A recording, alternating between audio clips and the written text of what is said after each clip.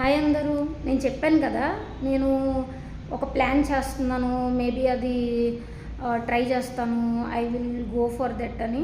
అయితే మా ఇంటి దగ్గర ఒక కొత్త ట్రేడింగ్ సెంటర్ అనేది స్టార్ట్ చేశారు. సో నేను అక్కడ జాయిన్ అయిపోయాను. టడాయింగ్.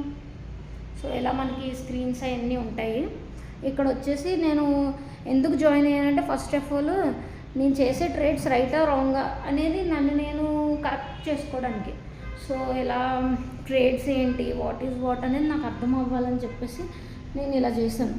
సో నాకు తెలీదు నేను చేసేది రైటో రాంగో, బట్ మీరు అందరూ చూస్తారు కదా, నెక్స్ట్ సిరీస్లో అప్లోడ్ చేస్తాను కదా. సో నేను తీసుకున్న డెసిషన్ రైటో రాంగ్ అని తెలుస్తుంది.